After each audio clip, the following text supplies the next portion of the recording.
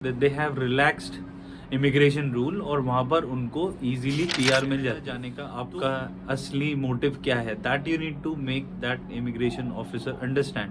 वो कैसे होगा? Hi, hello everyone, this is Chakit and I am back again to give you the advice on how to get your visa success 100%। So आज की जो video का हमारा टॉपिक है वो है कि हम 100% वीज़ा श्योरिटी कैसे ले सकते हैं। सो 100% visa surety is something like कि हमको ऑलरेडी पता है कि हमारी एप्लीकेशन पर क्या डिसीजन होने वाला है। सो अभी ये डिसीजन 100% हमारे फेवर में हो, ये कैसे पॉसिबल होगा? This is a very interesting thing to think about. So let's just think from immigration point of view कि इमिग्रेशन को क्या चाहिए। इमेजिन कि आप अपने घर पर किसी को इनवाइट कर रहे हो और अगर वो बंदा अच्छा दिखता है, अच्छा बोलता है, अच्छे विचार रखता है, तभी आप उसको अपने घर पे इनवाइट करोगे। The same thing is applied to the immigrant in any country. So हर कंट्री चाहती है कि हमारे पास एक बेस्ट टैलेंट आए, बेस्ट स्किल आए और उससे उस कंट्री का डेवलपमेंट हो। So this is exactly what immigration want. So when we are planning to get the visa 100% visa success, we need to align our career objective with the immigration requirement of that country।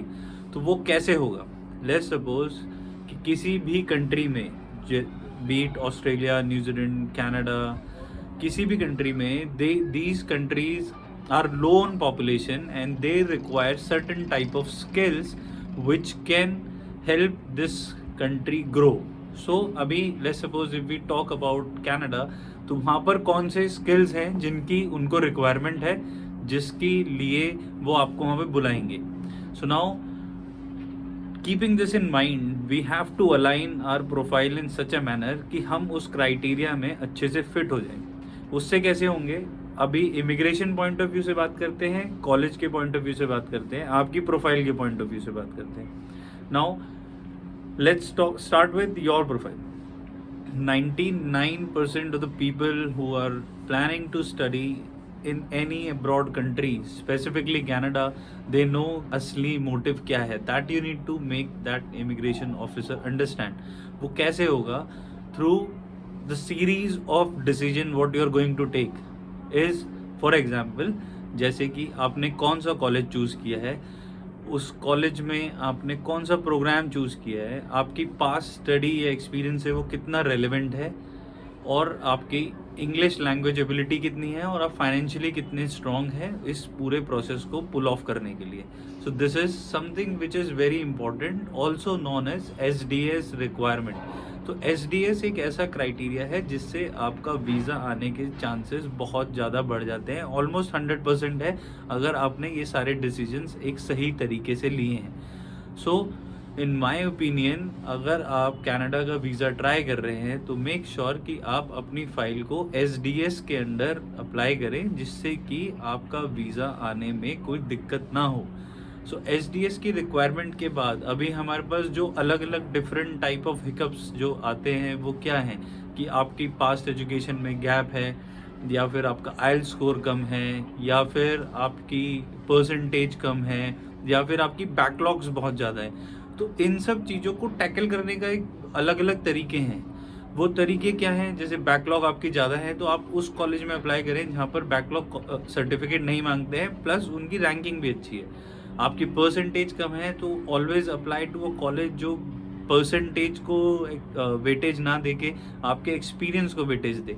So these are the kind of a selection what you need to make, जिससे कि आप एक better decision ले पाएँ। सो वो better decision लेने के लिए आपके पास एक ऐसा काउंसलर होना चाहिए जो आपको इस पूरी जर्नी में आपको अच्छे से हेल्प करे, गाइड करे, और आपका जो वीज़ा सक्सेस रेट है उसको बढ़ाने की पूरी कोशिश करे, given the current scenario what you already have।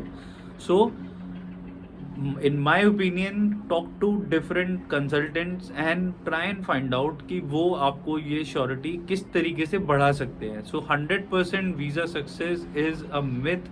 ऐसा कोई काउंसलर, ऐसा कोई कॉलेज, ऐसा कोई कोर्स नहीं है जो आपको बोलेगा 100% visa success rate. But at the same time, if you follow all the best guidelines, the best guidance, तो आपके वीज़ा आने के चांसेस बहुत ज़्यादा हाई हो जाते हैं। बहुत सारी प्रोफाइल हैं जिनके 40-45% मार्क्स होते हैं, उनको वीज़ा आता है। बहुत सारी प्रोफाइल हैं जिनके 15, 20, 25 बैकलॉग्स हैं, उनको वीज़ा आता है। 6 बैंड्स ईच पर भी वीज़ा आता है, 5.5 इन 1 मॉड्यूल पर भी वीज़ा आता है। बट दैट डजंट मीन कि जो वीज़ा ऑफिसर है वो आंख बंद करके आपकी प्रोफाइल पर डिसीजन लेता है।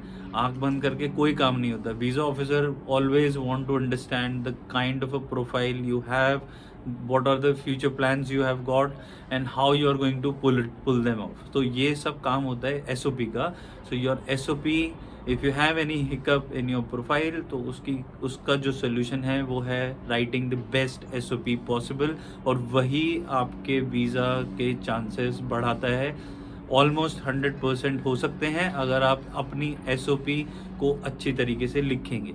सो I hope I have made few things clear in your head. अगर आप कहीं पर भी स्टक हैं तो do not hesitate to give me a call. My number is 8810435500। I will speak to you personally and give you the best of the guidance according to me, and rest decision of course is going to be yours. So looking forward to speaking to you, and if you have liked this video, then subscribe to our channel VAC Global Education, and have a lovely day. Thank you. Bye bye.